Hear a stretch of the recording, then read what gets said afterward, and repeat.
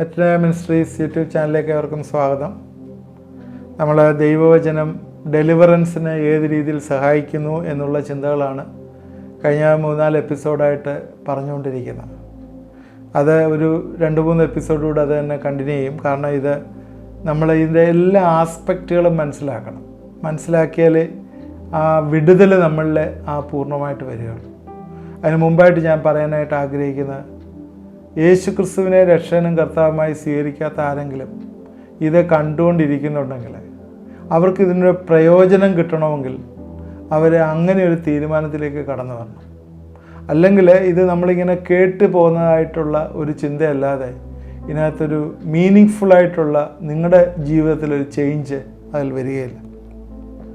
അതുകൊണ്ട് നേരത്തെ ഞാൻ സൂചിപ്പിച്ചാണ് പശ്ചാത്താപത്തെക്കുറിച്ചും അതുപോലെ ഫൊർഗീവ്നെസ്സിനെ കുറിച്ചും എല്ലാം പറഞ്ഞതാണ്. അത് നിങ്ങൾ മനസ്സിലായിട്ടുണ്ട് ഇല്ലെങ്കിൽ അത് കാണണം. ഇല്ലെങ്കിൽ നിങ്ങൾ ചിന്തിക്കുക, ഞാൻ യേശുവിൻ്റെ മകളാണ് എന്ന് ചിന്തിക്കുക. യേശുവിൻ്റെ മകനും മകളും വെറുതെ ആകത്തില്ല. അത് വീണ്ടും ഞാൻ പറയാം. ചെറുപ്പത്തിലേ പോയി ഏതെങ്കിലും ചർച്ചിൽ പോയി നിങ്ങളെ സ്നാനപ്പെടുത്തി എന്ന് പറഞ്ഞാൽ ദൈവത്തിൻ്റെ മക്കളൊന്നും ആയിത്തീരത്തില്ല. അങ്ങനെയൊക്കെയുള്ള പഠിപ്പിക്കലുകൾ പലതുമാണ്. എന്നാൽ ബൈബിൾ പറയുന്നത് യേശുക്രിസ്തുവിനെ ഹൃദയം കൊണ്ട് സ്വീകരിക്കണം, വായു കൊണ്ട് ഏറ്റുപറയണം, എങ്കിൽ മാത്രമേ രക്ഷ പ്രാപിക്കുകയുള്ളൂ. അത് പ്രത്യേകം അത് പറയുന്നുണ്ട്, ബൈബിളിൽ പറയുന്നുണ്ട്. അതുപോലെ തന്നെ ഹൃദയത്തിലെ തലയിലിരുന്നാൽ പോലെ അത് ഹൃദയത്തിൽ തന്നെ വരണം. നമ്മുടെ വില്ലിനകത്ത് നമ്മൾ കമ്മിറ്റ് ചെയ്യണം, നീ എൻ്റെ രക്ഷകനാണ് എന്ന് പറയും. അത് നമുക്ക് ആദ്യം പശ്ചാത്താപ ബോധമാണ്. ഇതെല്ലാം പരിശുദ്ധാത്മാവാണ് തരുന്നത്.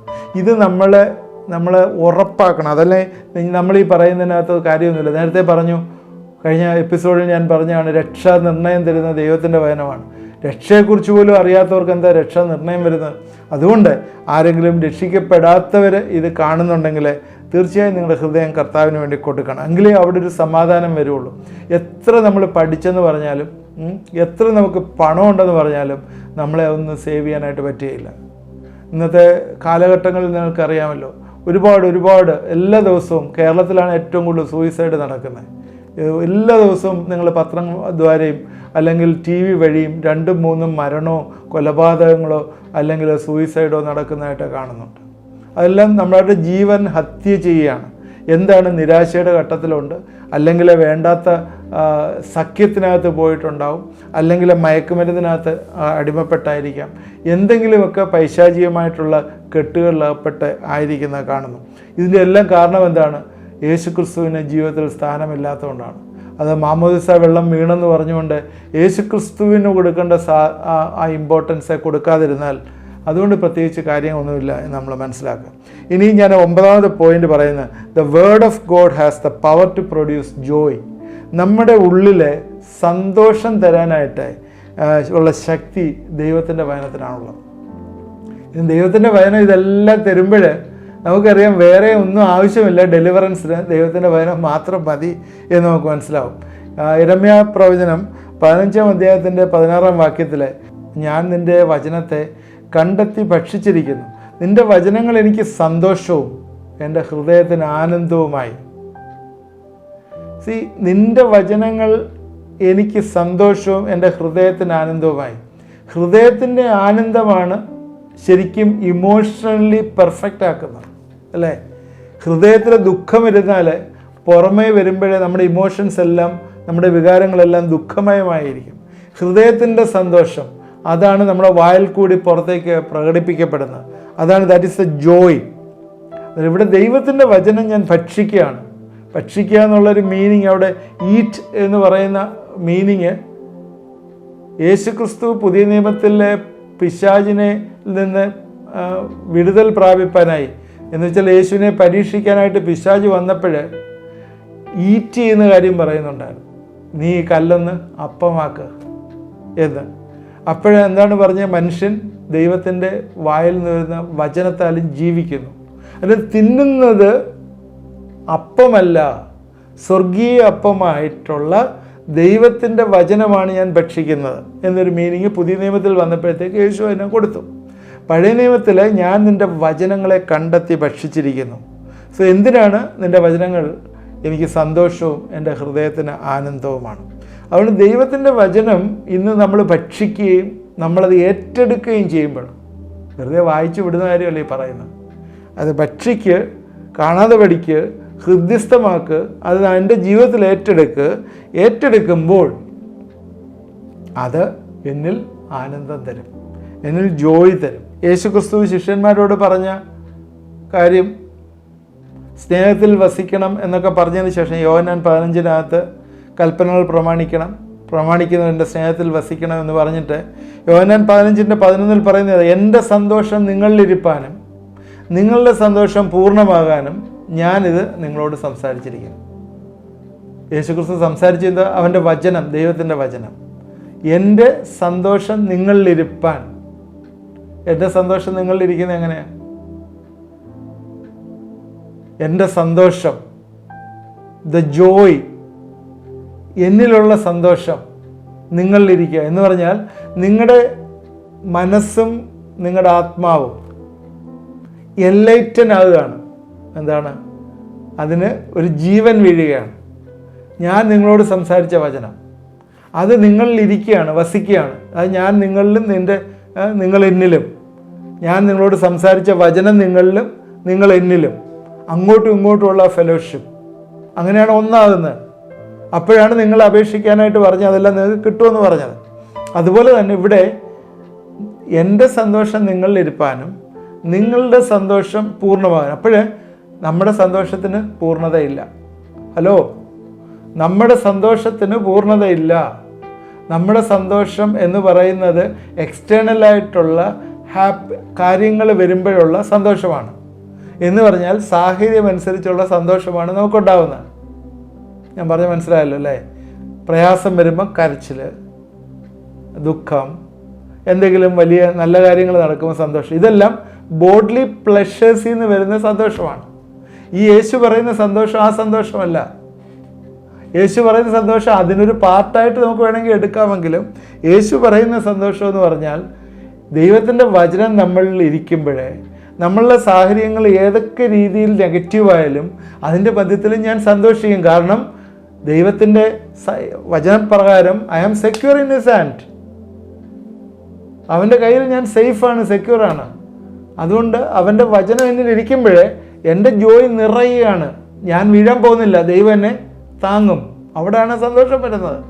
ഞാൻ വഴിവഴുപ്പിൽ കൂടി നടന്നു പോയി ഇപ്പം വീഴുമെന്ന് ചിന്തിച്ചാൽ വീഴത്തില്ല, ദൈവം എന്നെ താങ്ങിക്കൊള്ളും. അവിടെയാണ് സന്തോഷം. അതാണ് നമ്മുടെ ശരീരത്തിന് എക്സീഡിങ് ആയിട്ടുള്ള ഒരു ജോയ് എന്ന് പറയുന്നത്. എക്സീഡിങ് ജോയ് എന്ന് വെച്ചാൽ വേറൊരു രീതിയിൽ പറഞ്ഞാൽ ആത്മാവിൻ്റെ സന്തോഷം എന്ന് വേണമെങ്കിൽ പറയാം. ഇതാണ് ആത്മാവിൻ്റെ ഫലത്തിൽ കാണുന്ന സന്തോഷം. ആ വലിയ സന്തോഷം നമ്മൾ ഫുള്ളാവാൻ വേണ്ടി, that you Joy might be full.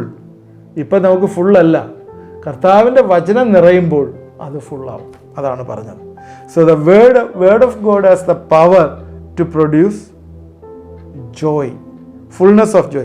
Fullness of joy comes through the word of God. ദൈവവചനത്തിൽ കൂടി ആണ് വരുന്നത്.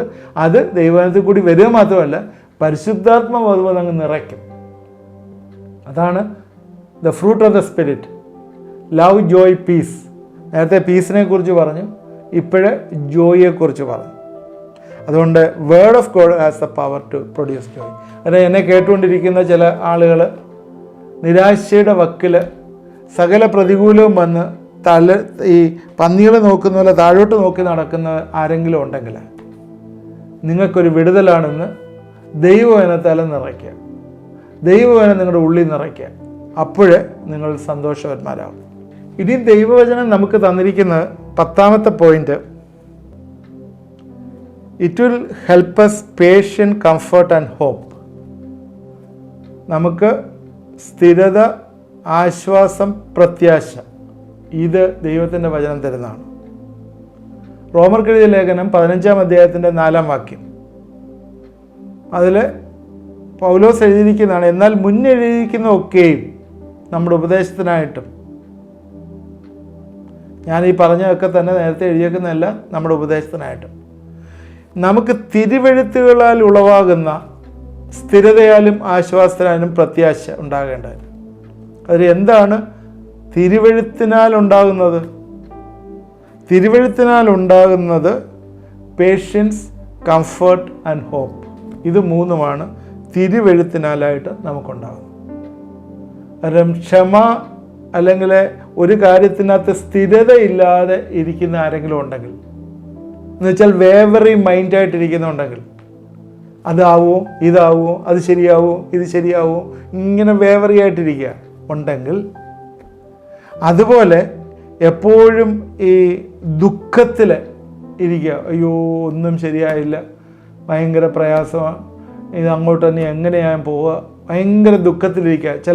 ചില വീടുകളിലെ കുടുംബനാഥനോ അല്ലെങ്കിൽ കുടുംബനാഥയോ ആരെങ്കിലും ഒരാൾ മരിച്ചു പോയിട്ട് ഒറ്റയ്ക്ക് താമസിക്കുകയാണ്. അങ്ങനെ ഇരിക്കുന്ന ഒരു വേർപാടിൻ്റെ ദുഃഖത്തിലിരിക്കുന്ന ചില വ്യക്തികൾ ഇത് കാണുന്നുണ്ട്. അവരെ സംബന്ധിച്ചിടത്തോളം അവർക്ക് കംഫർട്ട് ദൈവത്തിൻ്റെ വചനമാണ്, അവർക്ക് ആശ്വാസം തരുന്ന ദൈവത്തിൻ്റെ വചനമാണ്. ആൻഡ് ഹോപ്പ്, പ്രത്യാശ. നമ്മുടെ പ്രത്യാശ എന്താണ്? നമ്മുടെ പ്രത്യാശ നമ്മൾ എല്ലാം നന്നായി അനുഗ്രഹമായി ജീവിക്കുമെന്നുള്ള പ്രത്യാശയല്ല. ഒരു ക്രിസ്ത്യനെ കുറിച്ചുള്ള പ്രത്യാശ, ഒരു ക്രിസ്ത്യാനിയെക്കുറിച്ചുള്ള പ്രത്യാശ എന്നും നമ്മൾ കർത്താവിനോടൊപ്പമായിരിക്കും എന്നുള്ള പ്രത്യാശയാണ്. അല്ലാതെ ഇതെല്ലാം ഞാൻ ഈ ലോകമൊക്കെ അങ്ങ് നേടി അങ്ങ് ശരിയായി ഇരിക്കുമെന്നുള്ളതല്ല. നാളെ നിൻ്റെ ജീവനെ വിളിച്ചാൽ എന്താവും? പൗലോസ് പറഞ്ഞ എന്തുവാണ്? മുമ്പേ പോയിരുന്നെങ്കിൽ നല്ലതായിരുന്നു എന്നാണ് പൗലോസ് പറഞ്ഞു. ഈ ലോകത്ത് നിൽക്കണ്ട, അതുകൊണ്ടാണ് മരിക്കുന്ന ലാഭം എന്ന് പൗലോസ് പറഞ്ഞു.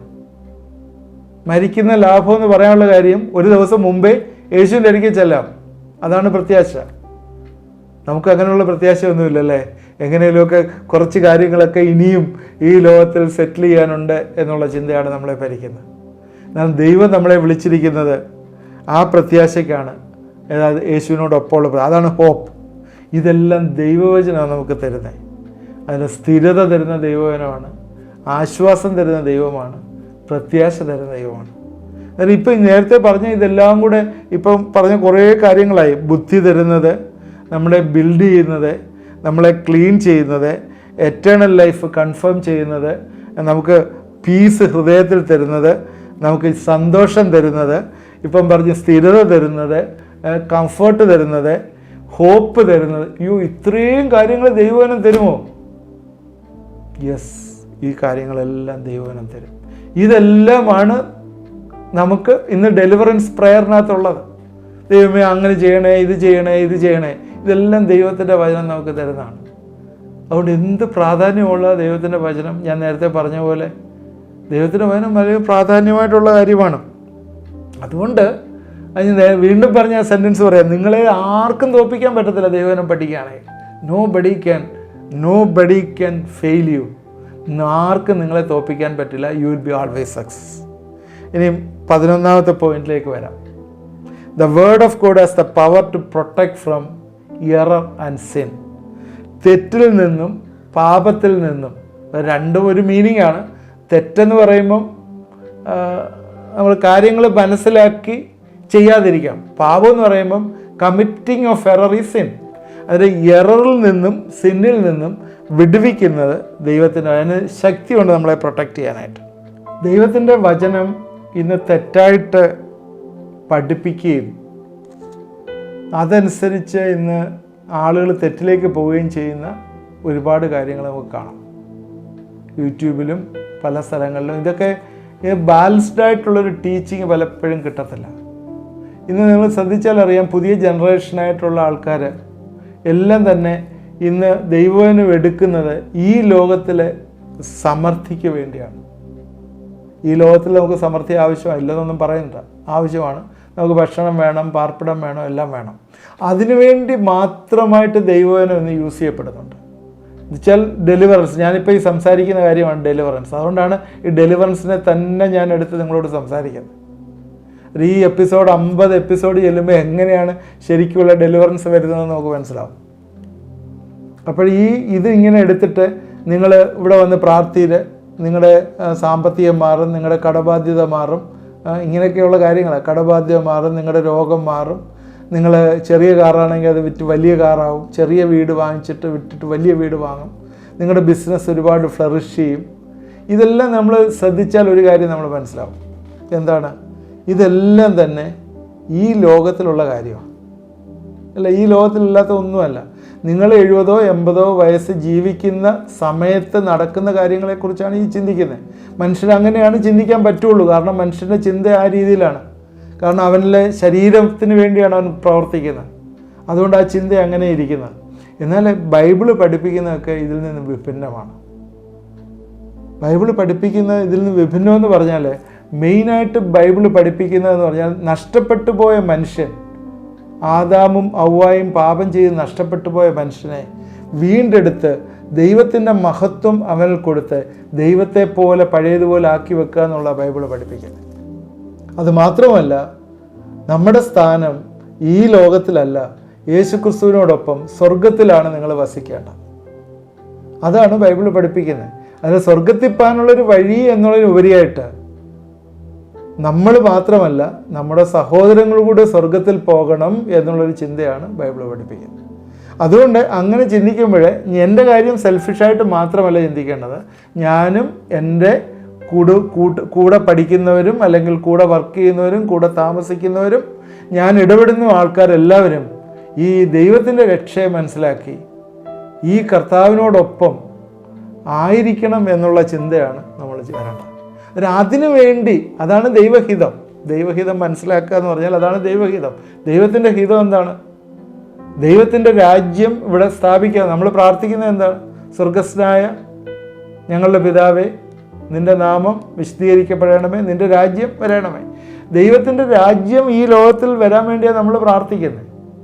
അതിന് നമ്മൾ ഈ പരിപാടിയൊക്കെ ചെയ്യാൻ ദൈവത്തിൻ്റെ രാജ്യം വരുമോ? ഇല്ല. അതിന് ദൈവത്തിൻ്റെ രാജ്യം വരുവാനായിട്ട് നമ്മൾ ഏത് രീതിയിൽ അതിനകത്ത് ഇൻവോൾവ് ചെയ്യാൻ പറ്റും എന്നുള്ളതാണ് നമ്മൾ നോക്കേണ്ടത്. അതുകൊണ്ട് ഇന്ന് ഒരുപാട് തെറ്റായിട്ടുള്ള പഠിപ്പിക്കലുണ്ട്. ഞാൻ വായിക്കുന്ന വാക്യങ്ങൾ പ്രത്യേകം ശ്രദ്ധിക്കുക. അപ്പോസ്തല പ്രവൃത്തി 20-ാം അധ്യായത്തിൻ്റെ 29 മുതൽ 32 വരെയുള്ള വാക്യങ്ങൾ ഞാൻ വായിക്കുകയാണ്. അപ്പോസ്തല പ്രവൃത്തി 20, 29 മുതൽ 32 വരെ. ഞാൻ പോയ ശേഷം ആട്ടിൻകൂട്ടത്തെ ആദരിക്കാത്ത കൊടിയ ചെന്നായ്ക്കൾ നിങ്ങളുടെ ഇടയിൽ കടക്കും എന്ന് ഞാൻ അറിയുന്നു. ശിഷ്യന്മാരെ തങ്ങളുടെ പിന്നാലെ വലിച്ചു കളയാനായി വിപരീത ഉപദേശം പ്രസ്താവിക്കുന്ന പുരുഷന്മാർ നിങ്ങളുടെ ഇടയിൽ നിന്ന് എഴുന്നേൽക്കും. അതുകൊണ്ട് ഉണർന്നിരിപ്പീൻ. ഞാൻ 3 സംവത്സരം രാപ്പകൽ ഇടപെടാതെ കണ്ണീർ വാർത്തും കൊണ്ട് ഓരോരുത്തരും ബുദ്ധി പറഞ്ഞെന്ന് ഓർത്തുകൊള്ളുവീൻ. നിങ്ങൾക്ക് ആത്മീയ വർധന വരുത്തുവാനും സകല വിശുദ്ധന്മാരുടെ അവകാശം തരുവാനും കഴിയുന്ന ദൈവത്തിലും അവൻ്റെ കൃപയുടെ വചനത്തിലും ഞാൻ ഇപ്പോൾ നിങ്ങളെ ഫലമേൽപ്പിക്കുന്നു. അപ്പോസ്തല പ്രവൃത്തി 20-ാം അധ്യായത്തിലെ പൗലോസ് പറയുന്ന ഭാഗങ്ങളാണ് ഈ കാണുന്നത്. പൗലോസ് അവരോട് സംസാരിക്കുന്ന ഭാഗങ്ങളാണ് കാണുന്നത്. അതിൻ്റെ അവസാനത്തെ വാക്യം നിങ്ങൾ വായിച്ച് ശ്രദ്ധിച്ച് കാണും. 32-ാം വാക്യത്തിൽ വായിച്ചത്, നിങ്ങൾക്ക് ആത്മീയ വർധന വരുത്തുവാനും സകല വിശുദ്ധന്മാരുടെ അവകാശം തരുവാൻ കഴിയുന്ന ദൈവത്തിലും അവൻ്റെ കൃപയുടെ വചനത്തിലും ഞാനിപ്പോൾ നിങ്ങളെ ഫലമേൽപ്പിക്കും. അപ്പോൾ ഇവിടെയും തന്നെ നമ്മൾ കാണാം, the word of God protect us from error and sin. Error എന്ന് പറഞ്ഞാൽ വിപരീത ഉപദേശം പ്രസ്താവിക്കുന്നവർ, കൊടിയ ചെന്നായ്ക്കൾ ഇറങ്ങി നിങ്ങളെ നശിപ്പിച്ചുകൊണ്ട് പോകുന്നവർ.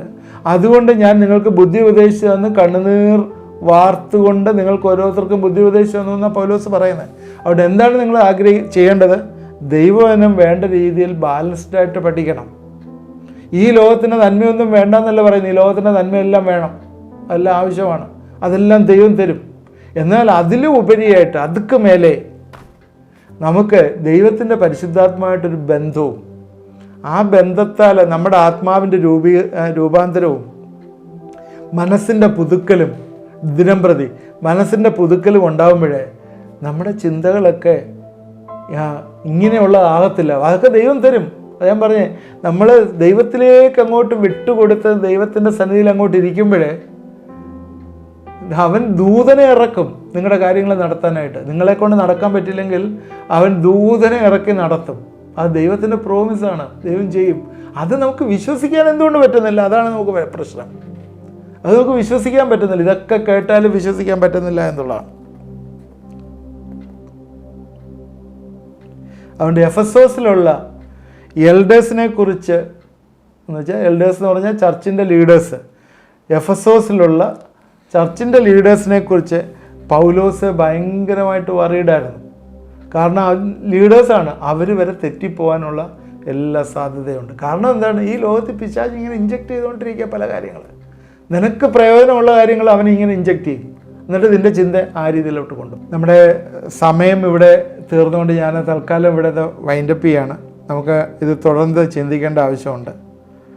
ഈ നമ്മളെ തെറ്റിൽ നിന്നും പാപത്തിൽ നിന്നും വിടുവിക്കുന്ന ദൈവത്തിൻ്റെ വചനത്തെക്കുറിച്ച് നമ്മൾ വീണ്ടും ചിന്തിക്കേണ്ട ആവശ്യമുണ്ട്. കാരണം അതിൽ ഒരുപാട് ചിന്തകൾ അതിനകത്തുണ്ട്. നമ്മളത് കാരണം ഇതെല്ലാം ഡെലിവറൻസിന് സഹായിക്കുന്ന കാര്യങ്ങളാണ്. ഇന്ന് ഞാൻ പ്രധാനമായിട്ട് നിങ്ങളോട് സംസാരിച്ച രണ്ട് കാര്യങ്ങൾ, ഒന്ന് ജോയിയെക്കുറിച്ച് പറഞ്ഞു. നിങ്ങളുടെ സമൃദ്ധിയായ ഫുൾനെസ് ഓഫ് ജോയ് നമുക്കുണ്ടാവുന്ന കാര്യം പറഞ്ഞു. രണ്ടാമത് പറഞ്ഞത് പേഷ്യൻസ്, കംഫർട്ട് ആൻഡ് ഹോപ്പ്, ഈ കാര്യവും പറഞ്ഞു. മൂന്നാമത് പറഞ്ഞത് എറർ ആൻഡ് സിന്നിൽ നിന്ന് ദൈവത്തിൻ്റെ വചനം നമ്മളെ വിടുവിക്കുന്നു, പ്രൊട്ടക്റ്റ് ചെയ്യുന്നു എന്നുള്ളതാണ്. അത് തീർന്നില്ല. ഞാൻ പൗലോസ് എഫെസോസിലുള്ള എൽഡേഴ്സിന് പറഞ്ഞ ഭാഗം മാത്രമേ എടുത്തുള്ളൂ. ഇനിയും അത് കുറച്ചും കൂടെ ഉണ്ട്. അത് അടുത്ത എപ്പിസോഡിൽ പറയാം. കാരണം അതൊരു 10-15 മിനിറ്റ് കൂടെ പറയാനായിട്ടുള്ളത് കൊണ്ടാണ് ഞാനത് ഇപ്പം വൈൻഡപ്പ് ചെയ്യുന്നത്. അതുകൊണ്ട് ഇതിൽ നിന്നുള്ള ടേക്ക് അവേസ് നമുക്ക് എന്താണ്? നമ്മുടെ ജീവിതങ്ങളിലെ സ്ഥിരോത്സാഹമില്ലാതെ, നിരാശയിലിരിക്കുന്ന, പ്രത്യാശയില്ലാതെ, അല്ലെങ്കിൽ സന്തോഷമില്ലാതെ, അല്ലെങ്കിൽ തെറ്റിലകപ്പെട്ടു പോകുന്ന ആരെങ്കിലും എന്നെ കേട്ടുകൊണ്ടിരിക്കുന്ന ആരെങ്കിലും അല്ല, മിക്കവാറും ഒക്കെ ഉള്ളവർക്ക് എല്ലാവർക്കും ഈ പ്രശ്നങ്ങളുണ്ട്. അതുകൊണ്ട് നമുക്കിന്ന് പ്രാർത്ഥിക്കാം. ഇതിൽ നിന്ന് ദൈവം നിങ്ങളെ വിടുവിക്കാൻ ആഗ്രഹിക്കുന്നു. ഏതൊക്കെയാണെന്നൊന്നും അറിയത്തില്ല. നിങ്ങൾ ജെന്യുവനായിട്ട് ദൈവസന്നിധിയില്ല പ്രാർത്ഥിക്കുക. നിങ്ങളാണ് പ്രാർത്ഥിച്ച് വിടുതൽ പ്രാപിക്കുക, ഞാനല്ല. നിങ്ങളാണ് പ്രാർത്ഥിക്കുക. ഞാൻ പ്രാർത്ഥിക്കുന്നതിന് പ്രത്യേകിച്ച് വലിയ പവറൊന്നുമില്ല. ഞാൻ സാധാരണ ഇവിടുന്ന് പ്രാർത്ഥിക്കുന്ന പോലെ പ്രാർത്ഥിക്കത്തേ ഉള്ളൂ. ഇതിനകത്തൊന്നും വലിയ കാര്യങ്ങളൊന്നുമില്ല. എന്നാൽ എന്നോടൊപ്പം നിങ്ങൾ പ്രാർത്ഥിക്കുമ്പോഴേ, എന്താണ് അതിനകത്ത് പറഞ്ഞിരിക്കുന്നത്? എന്നോടൊപ്പം പ്രാർത്ഥിക്കുമ്പോൾ 2-3 പേർ, അതിന് ഒരാളും കൂടെ ആയി, ഞാനുണ്ട് നിങ്ങളും ഉണ്ട്, 2 പേരും കൂടെ പ്രാർത്ഥിക്കുമ്പോഴേ അതിനകത്ത് നിന്ന് ദൈവം ഒരു റിലീസ് തരും. അത് നിങ്ങളുടെ ഹൃദയത്തിൻ്റെ ഉള്ളിൽ നിന്നാണെങ്കിൽ അത് തരും. കർത്താവേ, ഈ എന്നോട് ചേർന്ന് പ്രാർത്ഥിക്കുന്നവരെ ദൈവകരങ്ങളിലേക്ക് സമർപ്പിക്കുന്നു. ഇന്ന് ദുഃഖത്തിലിരിക്കുന്ന ചിലർ, സന്തോഷമില്ലാതെ ഇരിക്കുന്നവരെ, അതുപോലെ സ്ഥിരോത്സാഹമില്ലാതെ നഷ്ടപ്പെട്ടിരിക്കുന്നവരെ, അതുപോലെ എപ്പോഴും ഉൾവലിഞ്ഞിരിക്കുന്ന ചില ആളുകൾ, വേർപാടിൻ്റെ ദുഃഖങ്ങളിൽ അനുഭവിക്കുന്നവരെ, ഇനി മുമ്പോട്ടുള്ള പ്രത്യാശയില്ല എന്ന് ചിന്തിക്കുന്നവരെ, തെറ്റിലേക്ക് പ്രയാണം നടത്തിക്കൊണ്ടിരിക്കുന്ന ചില ആളുകൾ, ഇങ്ങനെയൊക്കെ ഉള്ളവരെ ഇത് കാണുകയും പ്രാർത്ഥിക്കുകയും ചെയ്യുന്നു.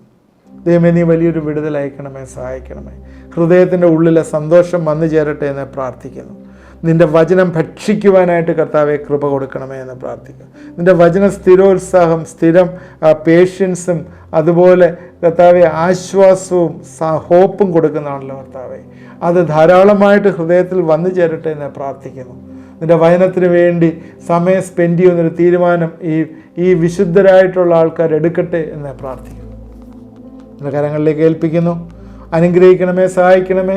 പ്രത്യേകിച്ച് കർത്താവെ, ജീവിതത്തിലെ ചില ബുദ്ധിമുട്ടുകൾ കൂടി, ചില രോഗ അവസ്ഥയിൽ കൂടി കടന്നു പോകുന്നവരുണ്ട്, അലർജിക്കായിട്ടുള്ള ഇഷ്യൂസ്. യേശുവിൻ്റെ നാമത്തിൽ അത് വിട്ടുമാറട്ടെ എന്ന് പ്രാർത്ഥിക്കുന്നു.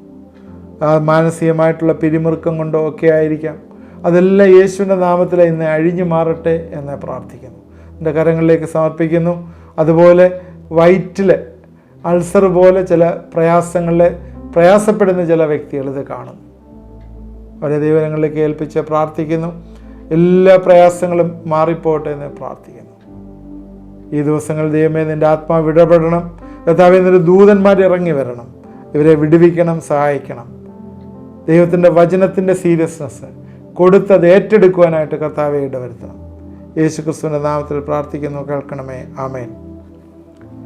ഇത് തുടർമാനമായി കാണുക, നിങ്ങൾ ഫ്രണ്ട്സിന് ഷെയർ ചെയ്ത് കൊടുക്കുക.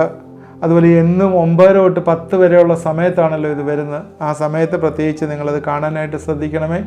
അതുപോലെ എന്തെങ്കിലും കമൻ്റ് ഉണ്ടെങ്കിൽ കമൻറ്റ് ബോക്സിലിടെ. ഈ പറയുന്ന കാര്യങ്ങൾ നിങ്ങൾക്ക് അക്സെപ്റ്റബിൾ ആണെങ്കിൽ ഒന്ന് ആമീന്നോ അല്ലെങ്കിൽ ഒരു തംസപ്പോ ഇട്ടാൽ അത് ദൈവം അത് മാനിക്കും. കാരണം യെസ്, ഐ എഗ്രി എന്നുള്ളൊരു കാര്യമാണ്. എന്തെങ്കിലും നിങ്ങൾക്ക് സജഷൻസ് ഉണ്ടെങ്കിൽ അതും നിങ്ങൾ കമൻറ്റ് ബോക്സിലിടാം. പ്രാർത്ഥന റിക്വസ്റ്റ് അയച്ചു തന്നാൽ നിങ്ങൾക്ക് വേണ്ടി പ്രാർത്ഥിക്കുന്നതാണ്. ദൈവം നമ്മളെ എല്ലാവരെയും അനുഗ്രഹിക്കട്ടെ.